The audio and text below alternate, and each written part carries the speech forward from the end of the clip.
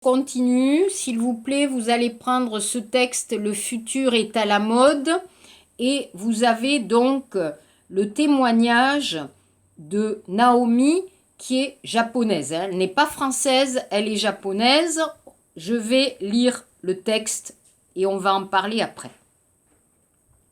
Pour ce qui concerne l'avenir de la planète, j'espère que la situation actuelle pourra grosso modo perdurer, que les ressources naturelles pourront subsister et que la Terre elle-même résistera.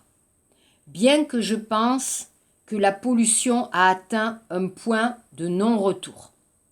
Je redoute l'avenir de la planète à long terme pour nos enfants. J'ai commencé à réfléchir à ces questions après l'accident de Fukushima et cela m'inquiète que les Japonais ne réagissent pas vraiment. Culturellement, nous n'avons pas l'habitude de manifester, mais je crois surtout qu'il serait trop difficile de vivre en pensant à ces problèmes.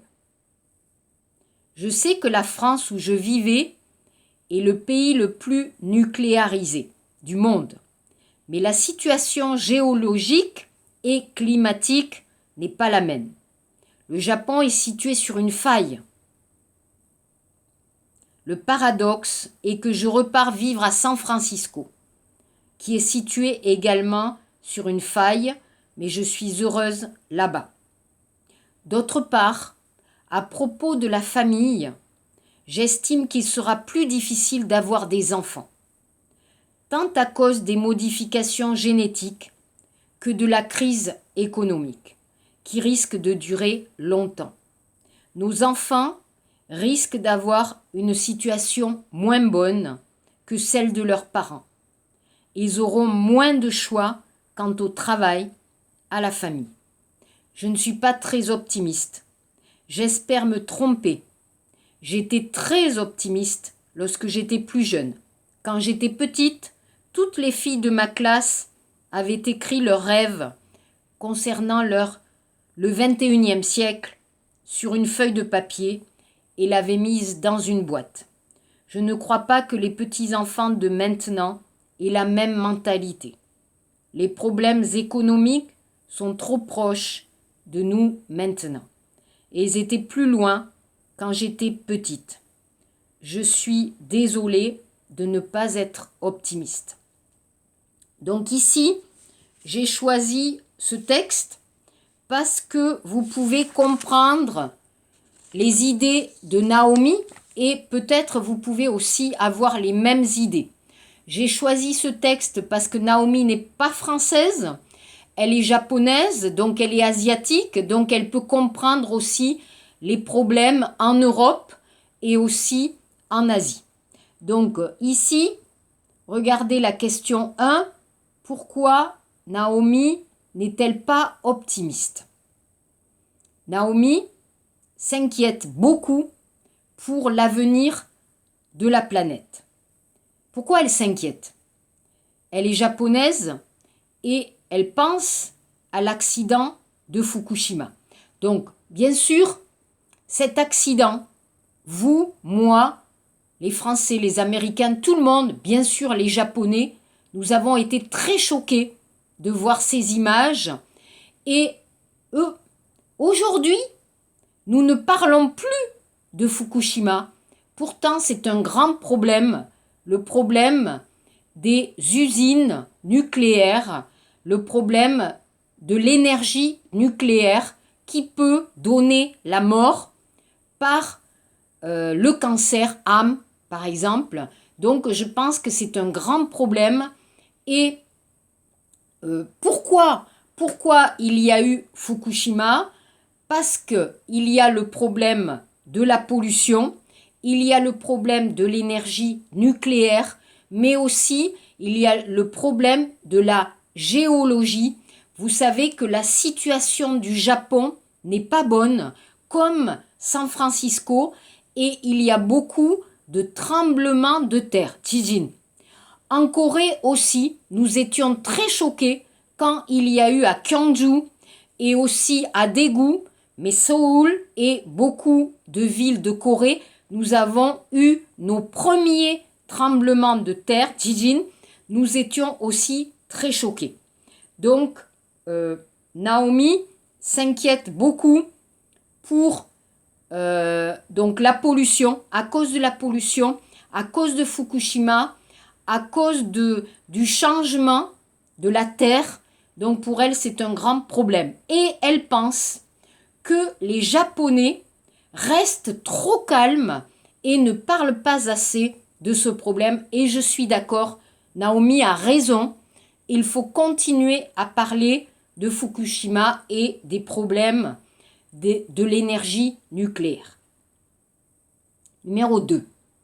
Comment compare-t-elle la situation au Japon et en France? Alors, la France est un pays où il y a beaucoup d'énergie nucléaire. D'accord? Mais la situation géographique en France est bonne. En France, il n'y a pas de problème de tremblement de terre.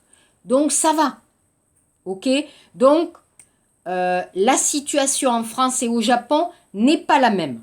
D'accord? La situation géographique au Japon est très mauvaise, mais pas en France. Donc, la question 3, en France, oui, le pays est très nucléarisé.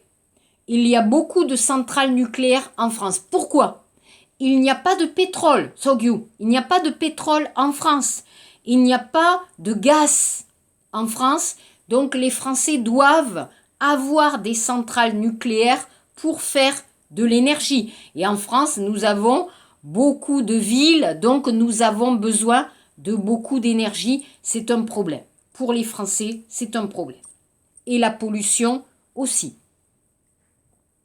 4. Quel est le paradoxe? Ben oui, Naomi parle de Fukushima, Naomi parle de la France, elle a habité en France et maintenant elle va à San Francisco.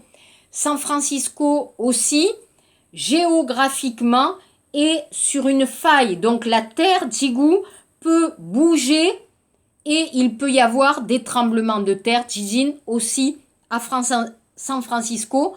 C'est bizarre. Ça peut être aussi pour Naomi un endroit dangereux. 5. Quelle est la différence entre son enfance et les enfants d'aujourd'hui? Alors, là, c'est très important d'en parler. Aujourd'hui, pourquoi vous, les jeunes Coréens, Coréennes, ont peur d'avoir des enfants? Mais en France aussi, dans le monde aussi. Pourquoi? Parce qu'il y a la crise économique, Kyongjae-Wigi. Donc, qu'est-ce que nous pouvons faire? Quel travail nous pouvons avoir? Quel travail nous pouvons donner à nos enfants? Quelle éducation? Quel travail? Donc, c'est un grand problème.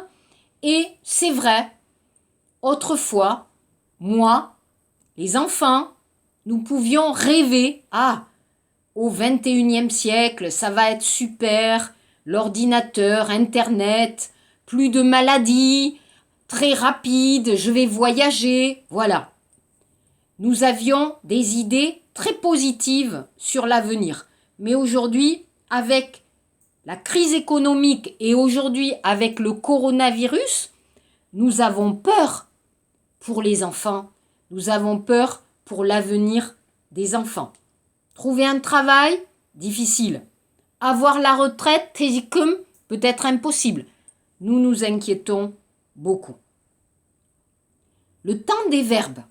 Vous avez compris que Naomi parle du passé, du présent et du futur. Donc, pour parler des changements, Naomi va utiliser le passé, le présent et le futur. D'accord? Le vocabulaire. Ok, le vocabulaire, on regarde. Donc, ici, Naomi donne son avis. Donc, elle va utiliser, je pense que, j'ai commencé à réfléchir, je crois que, j'estime que, je ne crois pas que. Donc, elle va utiliser tous ces verbes pour exprimer son idée, son avis, sa pensée. Le vocabulaire.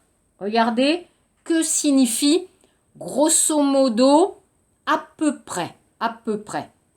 Perdurer, continuer à vivre, continuer à exister. Subsister, exister encore. Point de non-retour, impossibilité de changer. On ne peut plus changer, on ne peut plus revenir en arrière, vivre comme avant, c'est impossible. Hein, on ne peut pas regarder dans le passé, c'est impossible, on ne peut plus changer, impossibilité. Ok? Donc ici, pour les exercices, je vous demande, dans ce texte, de répondre à la question 10.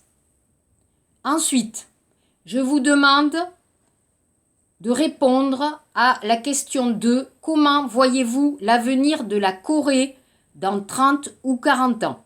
Le travail, la vie quotidienne, les études, Pukhan, la Corée du Nord, les loisirs, les maladies. Qu'est-ce que vous en pensez? Je vous donne aussi des exercices de grammaire, Mumpop, pour le futur, Mire, Tansu Mire, Tom Mire. Et enfin, je vais vous donner un dessin, Kurim, pour vous demander que signifie ce dessin, quelle est l'idée de ce dessin. Ok, je sais, c'est beaucoup de travail, c'est beaucoup d'exercices, mais la semaine prochaine, plus d'exercices. Seulement cette semaine, on va travailler, on va faire des exercices et tam tuputo, plus d'exercices pour vous. Ok? Merci beaucoup. Si vous avez des questions, si vous avez des problèmes, vous me demandez et je vous expliquerai. Merci beaucoup à toutes les trois et on se voit jeudi. Au revoir, à jeudi.